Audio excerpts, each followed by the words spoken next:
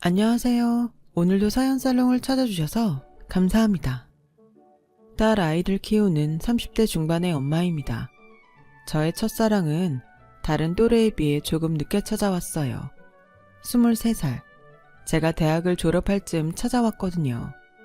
그렇다고 제가 남자한테 영 관심이 없거나 그랬던 건 아니었어요. 그저 마음이 맞고 연이 닿는 사람이 그때까지 나타나지 않았을 뿐이었죠. 왜 등잔 밑이 어둡다는 말이 있잖아요. 저의 인연도 그렇게 등잔 밑이 어두운 아주 가까운 곳에 있었는데 바로 대학 같은 과 선배였어요. 선배는 우리 과를 넘어서서 우리 학교에서 아주 인기가 많았던 사람이었는데 생긴 것도 무슨 연예인처럼 잘생겼고 듣자 하니 집도 엄청 잘 산다고 하고 그래서인지 옷도 잘 입고 학교에 올 때면 외제차를 끌고 왔는데요. 선배가 학교에 오기만 하면 학교가 시끌시끌해서 모르고 싶어도 모를 수 없는 그런 사람이었어요. 저는 그런 선배와 따로 만난 적도 없었고 달리 관심도 없었는데 제가 대학을 졸업하고 대학원에 진학을 하니 글쎄 그 선배가 제 옆에 앉아서 수업을 듣고 있더라고요. 안녕? 우리 본 적 있지? 네? 저는 그래? 난 너 자주 봤는데 우리 같은 과잖아. 에이, 우리 학교에서 나 모르면 간첩인데? 너 간첩이야? 저는 저 자신만만한 농담에 피식 웃음이 났어요. 좋아서가 아니라 어이가 없어서요. 다른 여자들이 좋아 죽으니 저도 당연히 그럴 거라고 생각하며 오만방자함을 떠는 그 사람이 솔직히 저는 재수가 없었어요. 그런데 선배는 제가 자기랑 무슨 밀당을 하고 싶어 하는 줄 알았는지 자기 혼자 김칫국을 한 대접을 먹고 이런 소리를 했어요. 내가 오늘은 점심시간이 비는데 어때? 나랑 밥 먹을래? 아니요. 저는 수업 끝나면 아르바이트 가야 하는데요. 아, 저런. 어디서 하는데? 카페? PC방? 아니면 편의점? 내가 특별히 같이 가줄까? 저 과외하러 가요. 아, 과외? 그럼 내가 같이 가면 안 되겠지? 저는 대답하지 않았어요. 그리고 다음 수업에는 그 선배와 무조건 떨어져 앉아야지? 라고 생각했었는데 다음번 수업이 있던 날 강의실에 가니 선배는 마치 저와 함께 앉기로 약속이나 한 듯 저를 보자 큰 소리로 양혜주 여기! 라며 불렀고 순식간에 강의실 안의 사람은 모두 저를 쳐다봤어요. 그 중에는 선배를 따라 대학원까지 왔다는 대학 동기도 보였는데 어찌나 저를 째려보는지 눈빛에도 사람이 아플 수 있다는 걸 저는 그때 처음 알았네요. 그래서 저는 일부러 선배와 멀찌감치 앉았어요. 그런데 이 선배는 저를 쫓아와 앉았고 불쾌하다는 듯 쳐다보는 저에게 생글생글 웃으며 너 일부러 좋으면서 튕기는 거지? 라고 했고 저는 정말 아니라는 말과 함께 자리를 옮겼는데 선배는 계속 저를 쫓아와 제 옆에 제 뒤에 앉으며 계속 이런 소리를 했어요. 너는 나 별로야? 나는 너 좋은데. 야! 저는 선배 안 좋은데요? 왜? 선배 잘난 척 하잖아요. 저는 세상에서 잘난 척하는 사람 제일 별로거든요.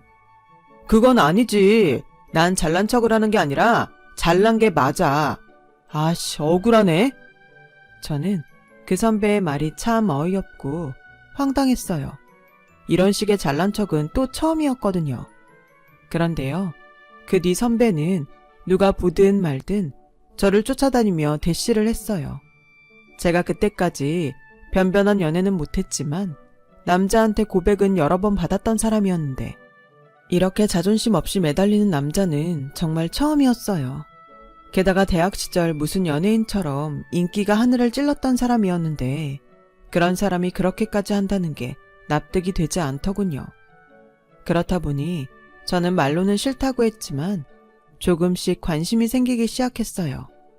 그리고 그 사람은 평소 어딘가 어리숙한 모습이 많은데 수업이 시작됐다고 하면 언제 그랬냐는 듯 눈빛이 바뀌고 앞에 나가 발표라도 하는 날에는 잘난 척해서 재수없다고 생각한 제 눈에도 선배가 멋지게 보였어요.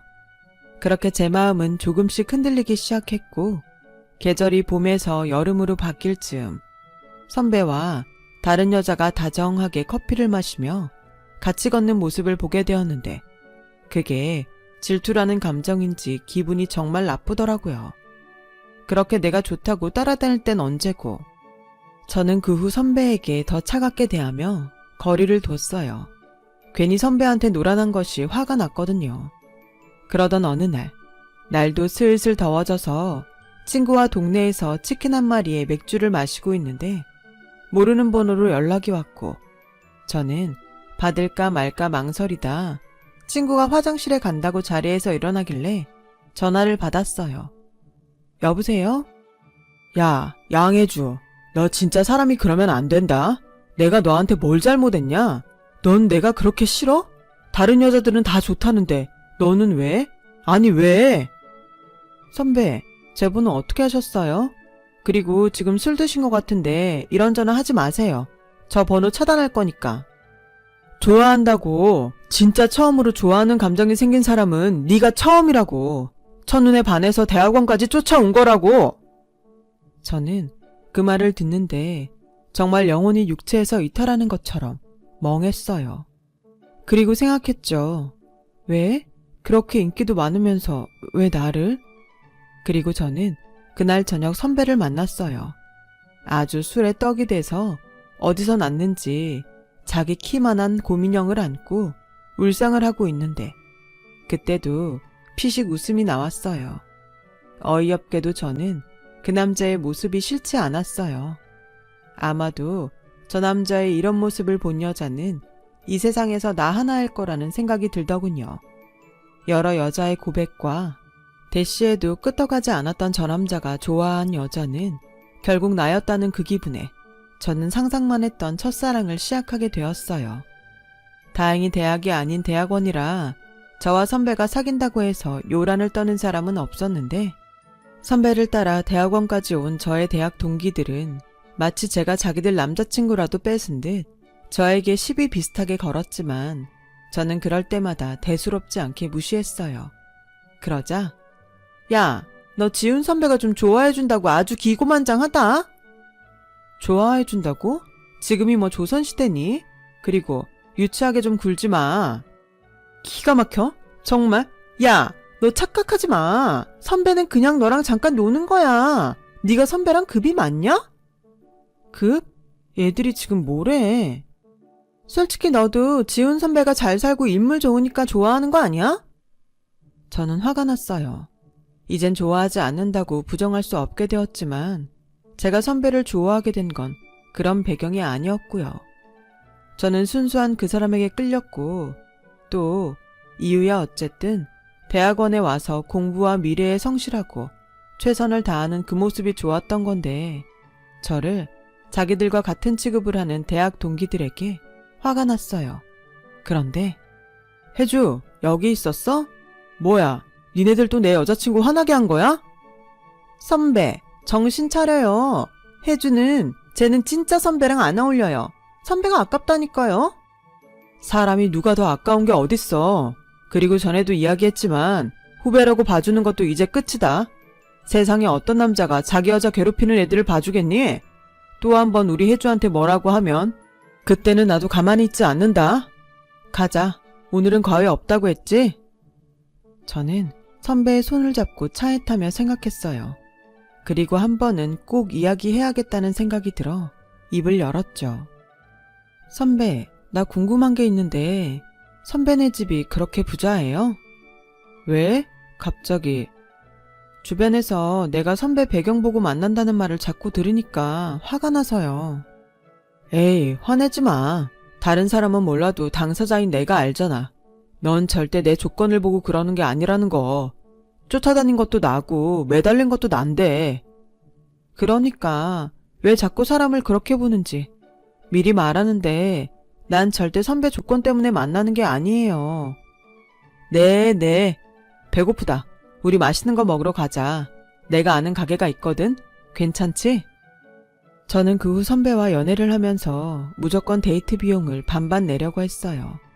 이상한 오해를 받는 것도 싫었고 무엇보다 선배에게 그런 부분을 더 어필하고 싶었는데 선배는 제가 그럴 때마다 자기가 저에게 무엇이든 더 해주려고 했어요. 그렇게 시간이 흘러 저는 대학원 졸업 전 대기업 IT 회사에 입사를 했고 선배는 대학원 졸업과 함께 공기업에 입사를 하면서 이젠 각자 직장을 갖게 되었어요. 비록 직장에 다니느라 만나는 날이 줄었지만 저희 마음은 상대적으로 커져가게 되었죠. 첫사랑은 이루어지지 않는다고 하던데 저에게는 그런 말은 해당되지 않는 것 같았고 주변 사람들은 남자친구가 집안도 직업도 좋은데 외모까지 훌륭하니 저에게 로또 맞은 것과 뭐가 다르냐며 부러워하는데요. 그쯤 되니 저도 이젠 그런 시선이 별스럽지 않게 느껴졌어요. 그렇게 저희의 만남은 4년이 넘어갔고 저희 집에서는 슬슬 결혼에 대한 기대를 하기 시작했어요. 그리고 저 역시 결혼한다면 당연히 이 사람과 해야 한다고 생각했기에 자존심상 먼저 말을 하지 않았지만 결혼에 대한 생각을 많이 했었더랬죠.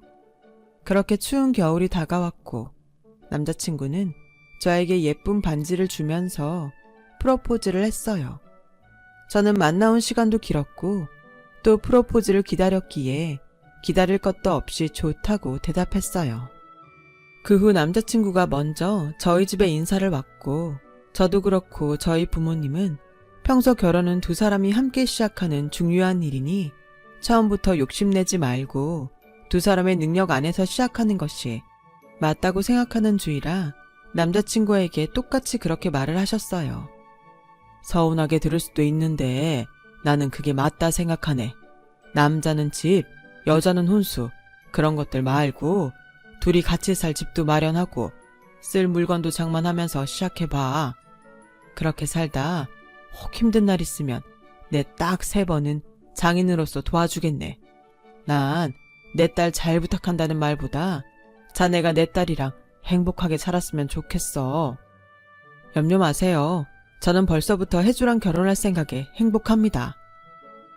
나는 그래도 혜주 엄마라 우리 바깥양만처럼은 못하겠고 우리 혜주 잘 부탁해요. 다른 건 모르겠고 많이 아껴줬으면 좋겠어. 세상이 변했다고 하지만 여자는 남자한테 사랑받아야 행복하니까. 엄마, 요즘 세상에 무슨 그런 말을 해. 왜? 그게 너 살면서 얼마나 중요한데. 장모님, 그런 걱정은 절대 안 하셔도 돼요. 제가 너무 아껴서 없어질까봐 무서울 지경이니까요. 저희 엄마는 남자친구의 그 말에 안심이 됐는지 한참을 웃으셨어요. 그리고 그 뒤로도 분위기가 참 좋았는데 문제는 저 역시 남자친구 집에 인사를 가야 한다는 마음의 부담감이었어요.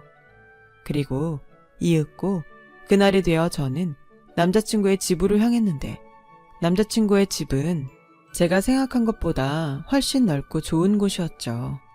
그리고 집 안으로 들어가니 어떤 아주머니가 나오셔서 저와 남자친구에게 인사를 하고 제가 사들고 간 것들을 받아가시는데 기분이 참 묘했어요.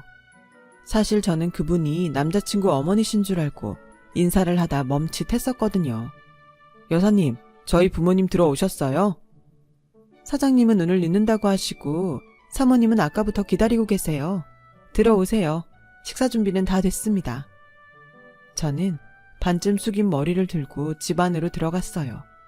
그러자 딱 봐도 까탈스러워 보이고 엄청 센 여자분이 방에서 나오셨는데 직감으로 저분이 예비 시어머니라는 것을 알 수 있었어요. 엄마, 우리 왔어요. 그래, 결국엔 집에까지 데리고 왔구나. 아줌마, 우리 밥 먹기 전에 차나 한 잔씩 줘요. 네, 사모님. 이름이 뭐라고 했더라? 양 뭐라고 했는데? 양해줍니다. 인사가 늦었어요.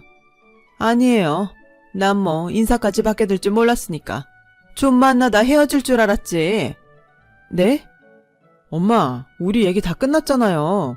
그래서 데리고 와도 된다고 하셔놓고. 그래, 너하고는 도무지 말이 통하지 않으니까 데리고 오라고 했지. 그쪽 집에서는 뭐 결혼은 욕심부리지 말고 둘이 알아서 하라고 했다고? 내가 진짜 그 소리를 듣는데 혈압이 올라서 지금도 내려가질 않아. 아니, 도대체 집이 얼마나 못 살길래 그런 소리를 하시지?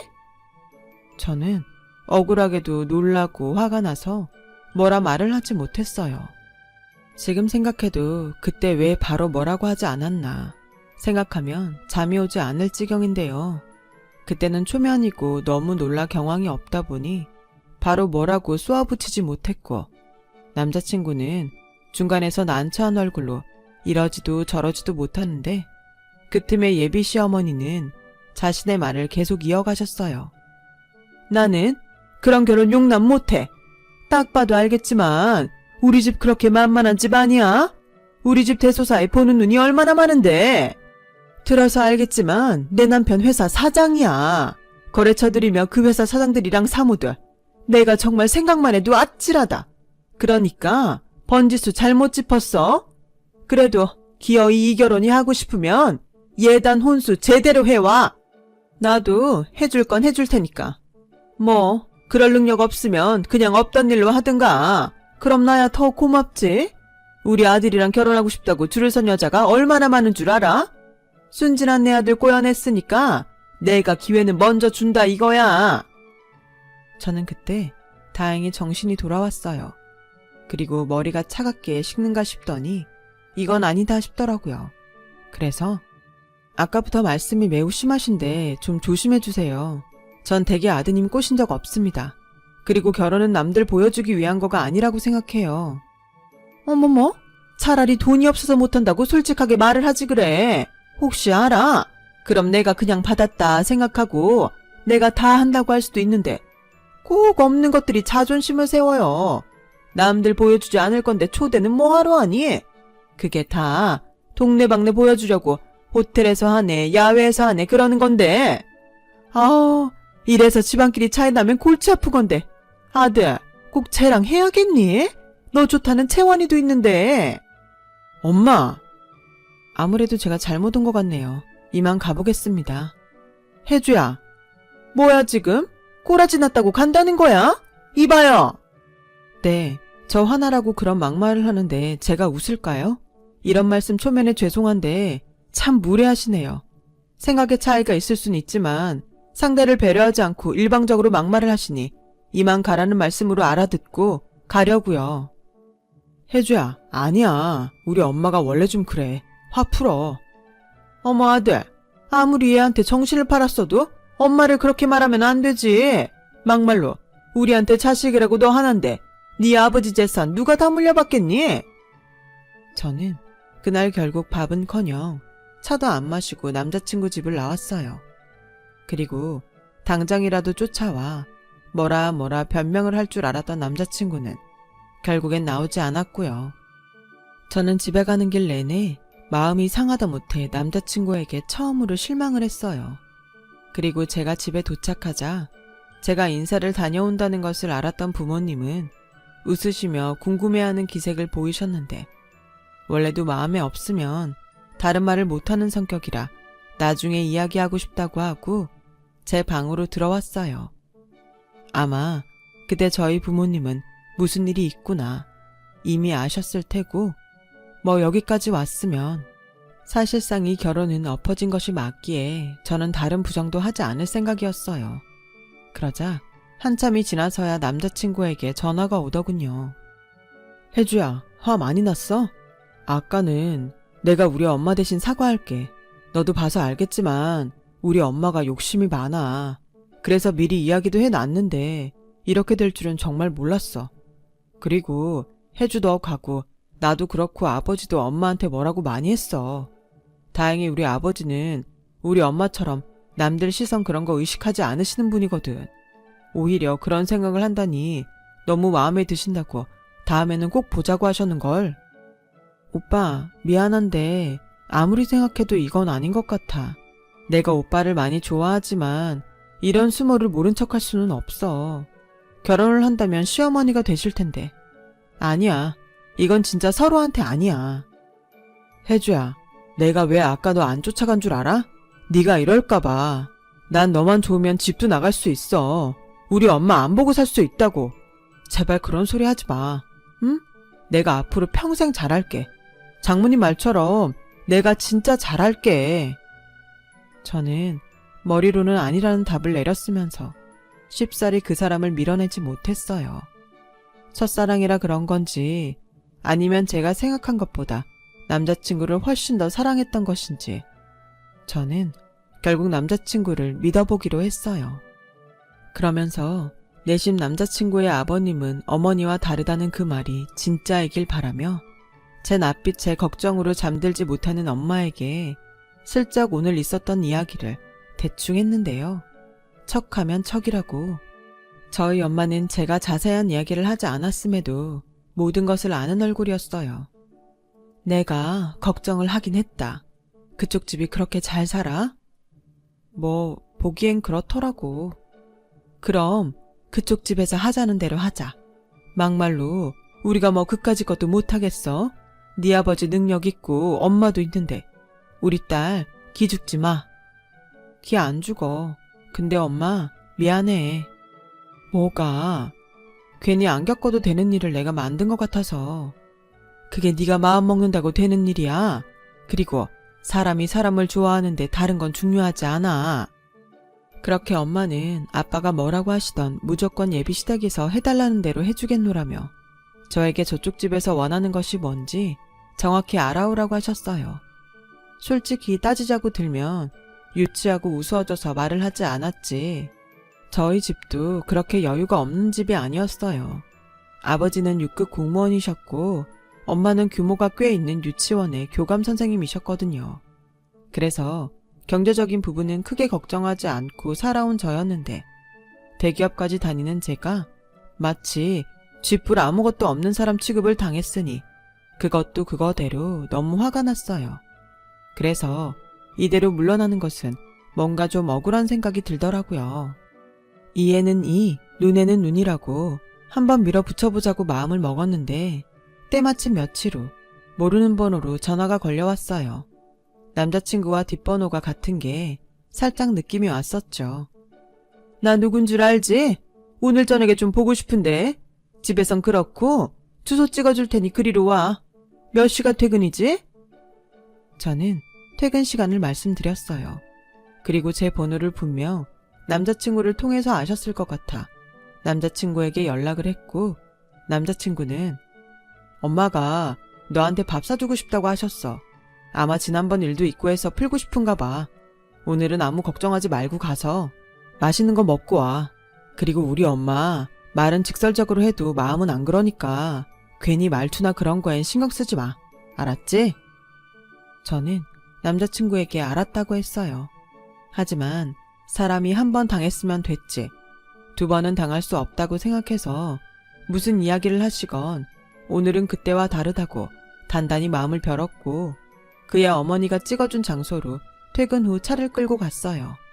그리고 도착한 곳은 유명한 고깃집이었는데 저녁 시간이라 그런지 넓은 주차장에 차가 꽉꽉 차 있었고 이러다 또 늦었다고 빌미를 주는 게 아닌가 걱정이 되었는데 다행히 발렛을 해주는 직원이 있어 차를 맡기고 예비 시어머니를 만나러 식당 안으로 들어갔어요.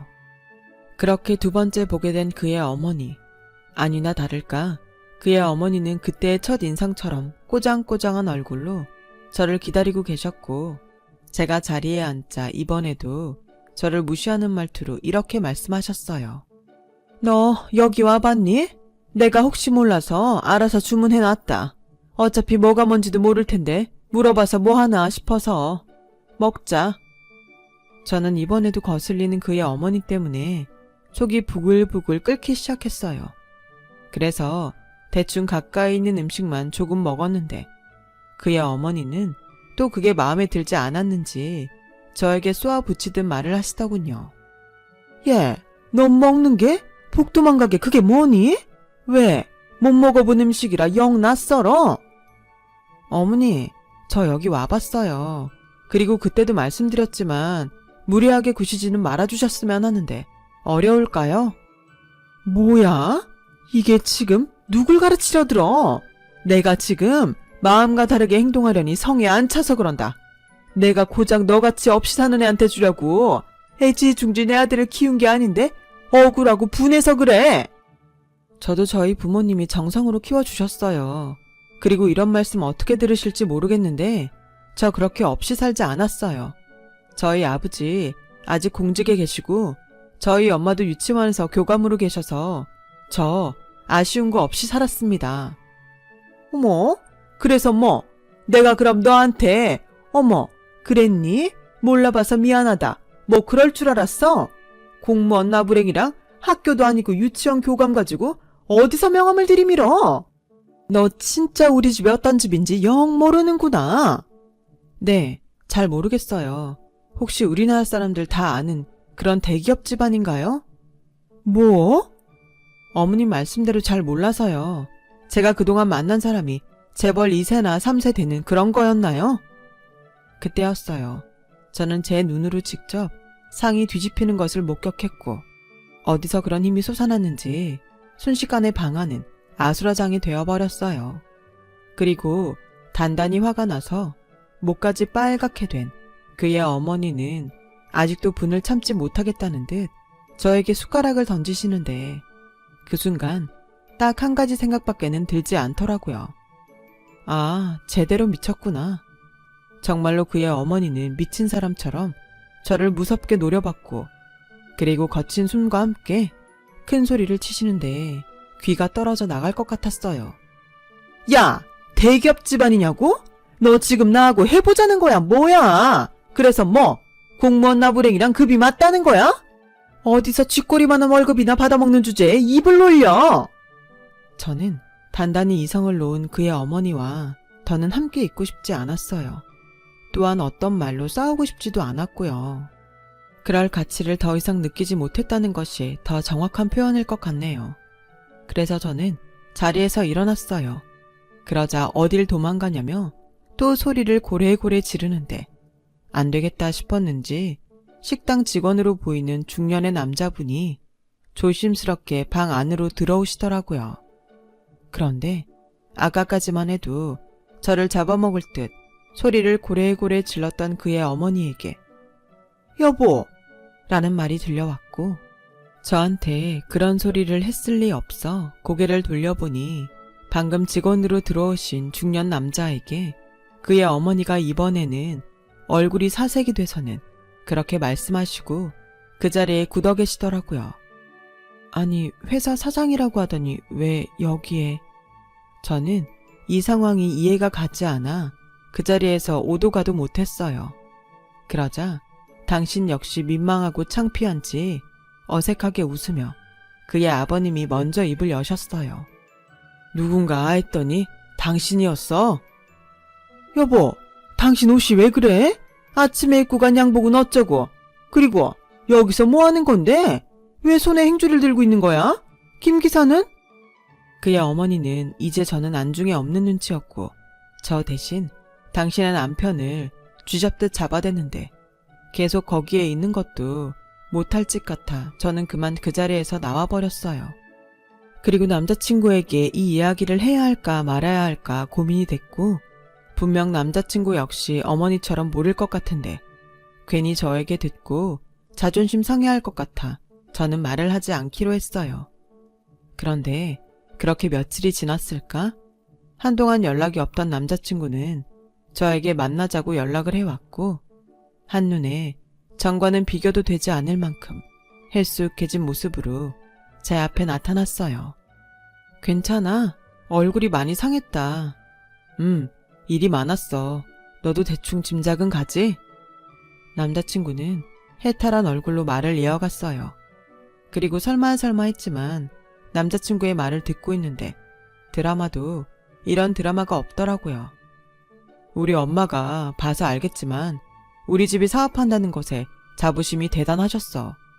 아버지는 늘 그걸 부담스러워 하셨는데 엄마는 계속 아버지한테 사업을 더 키워야 한다고 옆에서 부추기셨어. 집도 남들 보기에 있어 보여야 투자하겠다고 한다면서 무리한 거고 우리 집에서 일하시는 분들도 다 엄마가 욕심내신 거야. 아버지는 도저히 감당이 안 되는데 엄마는 계속 바라시고 그래서 사업이 망해가는데도 말을 하지 못하셨대. 그래서 거기에서 일하신 거야? 집에서는 회사 출근하신다고 나오셔서 거기서 일하신 거지. 그래서 요즘 계속 늦었던 거더라고. 아버님이 많이 힘드셨겠다. 하지만 꼭 나쁜 일만 있는 건 아니야. 우리 자기 뜻대로 결혼할 수 있을 것 같아. 어? 그게 무슨 소리야? 장인어른이 말씀하셨잖아. 결혼은 우리 둘의 시작이라고. 그러니 욕심내지 말고 우리끼리 잘 시작하면 된다고. 우리 엄마 이제 더는 욕심내실 수 없어. 이제 혜주 너한테도 함부로 못하실 거야. 그렇게 생각하면 이건 나쁘지 않은 일 아닌가? 그래도 집에 일이 있는데 결혼을 진행한다는 게 좀 그렇지 않아? 왜? 이제 우리 집이 망한 것 같으니까 하기 싫어? 뭐? 그게 무슨 말이야? 솔직히 아니라고 해서 아니라고 믿었지만 너도 우리 집 잘 살아서 나랑 결혼하고 싶었던 거 아니야? 아니라면 왜 그런 소리를 하지?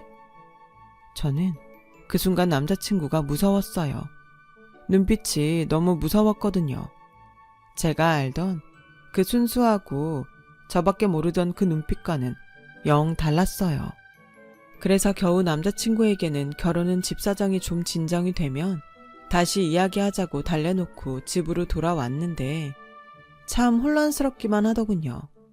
이성으로나 마음으로나 이 결혼은 아니라는 것을 아는데 상황적으로 이 시점에 남자친구에게 헤어지자고 하자니 제가 마음이 너무 괴로웠어요. 그래서 한동안은 헤어지자는 말은 못하고 대신 혼자 마음의 정리를 하고 있었는데 그러던 어느 날 그의 어머니로부터 만나자는 연락이 왔어요. 저는 예전처럼 잘난 척에 막말은 하지 못하겠지 하는 생각으로 그의 어머니를 만나러 갔고 그의 어머니는 예전과는 좀 다르게 기가 꺾여 있었는데 그래도 자존심은 지키고 싶은지 저에게 별 말을 하지 않고 혼수와 예단 리스트라며 A4 용지 5장을 주셨어요. 설마 이걸 다 해오라는 건가요? 그래, 네가 그랬잖아. 네 아버지 공직에 있고 네 엄마도 유치원 교감이라며. 그 정도 능력 있다고 큰소리 칠 때는 언제고? 이제 와서 그러니? 어머니, 저도 지훈 씨한테 사정 들어서 아는데 이제 그만하세요. 뭐? 너 지금 나 망했다고 우스우냐? 그건 어머님 자격지심이시고요. 결국 어머님 욕심 때문에 그 지경까지 갔으면 어머님도... 그때였어요. 그의 어머니는 이번에도 제가 하는 말이 듣기 싫은지 상을 엎으려 상을 손으로 잡으셨고 저는 그 모습에 덩달아 상을 잡아버렸어요. 그리고 계속 말했죠. 어머님도 아시죠? 저 이 결혼 못해요. 아니 안 해요. 어머님 집이 망해서가 아니라 어머님이 이러시니까. 요즘 세상이 어떤 세상인데 그렇게 갑질을 하세요. 뭐? 지금이라도 좋은 마음으로 사세요. 그래야 지훈 씨도 지훈 씨 아버님도 편안해져요. 그럼 네가 도와주던가. 저는 기가 차서 말이 나오지 않았어요. 그래서 자리에서 일어났는데 그의 어머니가 소름 끼치게 제 바지가랑이를 붙들었고 이런 소리를 하시더군요. 너 돈 잘 번다면서 너랑 우리 지훈이랑 벌어서 우리 좀 도와줘. 원래 힘들 때 돕는 게 진짜 사랑 아니니? 우리 집에서도 쫓겨나게 생겼다. 나 이젠 작은 집에서는 숨이 막혀서 살 수가 없어. 내가 결혼 허락할 테니까 결혼해서 우리 좀 네가 살려줘라. 아가. 저는 평소 공포 영화를 좋아하지 않았는데 그날은 정말 저에겐 공포 그 자체였어요. 그래서 그의 어머니의 손을 발로 뿌리치고 도망치듯 자리를 벗어났고 다시 또 연락이 올까봐 그의 어머니 번호를 차단했는데 그날 저녁 남자친구가 만나자고 하더라고요.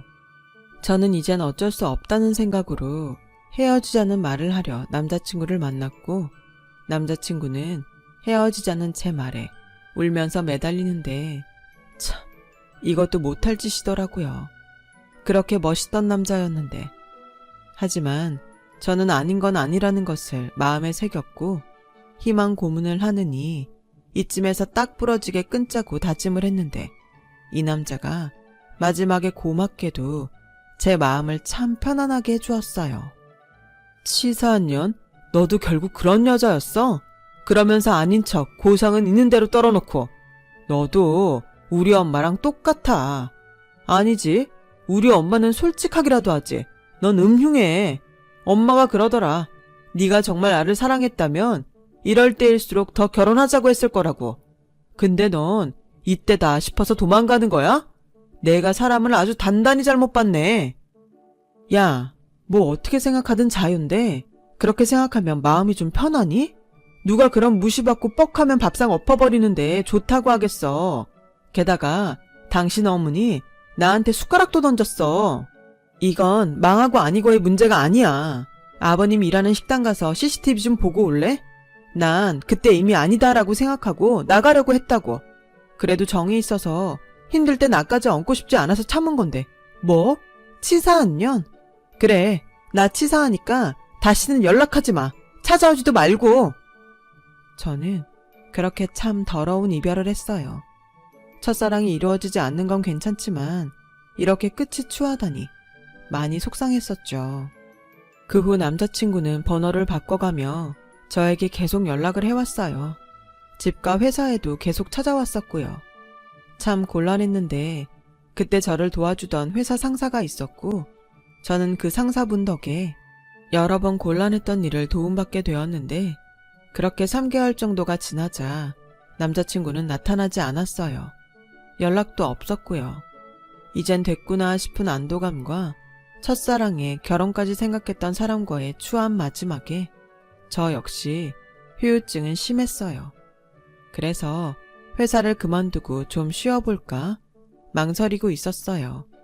그때도 그런 저를 회사 상사분이 잡아줬고 1년쯤 지나니 그 상사분이 저를 혼자 좋아하고 있었다는 말을 어렵게 해왔어요.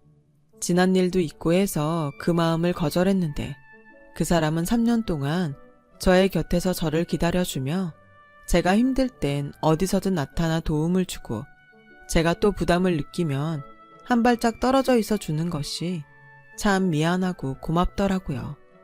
그 상사분이 지금의 저의 남편이에요. 남편은 저의 지난 일을 모두 알고도 제 잘못이 아니라고 저를 위해줬고 일에서도 그리고 제 인생에서도 항상 좋은 영향을 주려고 애를 쓰는데 이런 사람의 마음을 계속 외면하는 것도 참 어렵더라고요. 조심스럽게 사내 연애를 시작했죠. 1년 만에 결혼을 했어요. 저희 아버지가 말씀하던 대로 저희 둘의 힘으로 처음부터 끝까지 준비했습니다. 엄마가 바라던 대로 남편은 결혼한 지 5년이 넘은 지금도 한결같이 저를 아껴주는데 진짜 결혼할 인연은 다른 곳에 있었구나 싶은 요즘입니다. 얼마 전 한때 저에게 도끼 눈을 뜨며 저를 시기 질투하던 대학 동기이자 대학원 동기를 우연히 만난 적이 있어요. 그래서 듣게 된 그 사람의 소식. 결국 아버지 회사 부도로 평생 갚을 수 있을지 모를 빚더미에 앉은 그 사람은 빚쟁이 때문에 다니던 회사에서 쫓겨나다시피 그만뒀고 집도 어디 시골 변두리로 야반 도주하듯 서울을 떠났다는데요. 몰랐으면 더 좋았겠다 싶었어요. 그리고 사랑스러운 우리 딸을 보면서 만약 내가 그때 그 사람과 헤어지지 못하고 결혼이라도 했다면 어떻게 됐을까 생각해 보았는데 정말 상상도 하고 싶지 않더라고요. 지금 제가 누리고 있는 이 행복이 얼마나 소중한지 절실하게 느껴졌어요. 행복이라는 게 상대적이면 안 되는 건데 언젠가 저희 딸도 커서 첫사랑을 하는 날이 오겠죠. 부디 저희 딸의 첫사랑은 아름답기만 했으면 좋겠네요. 지금까지 저의 긴 이야기 들어주셔서 고맙습니다. 마음도 몸도 따뜻한 겨울이 되시길 진심으로 바랄게요. 여러분, 사연 댓글에 응원과 현명한 조언 부탁드려요. 좋아요와 구독은 저에게 큰 힘이 됩니다. 오늘도 좋은 일 가득하세요.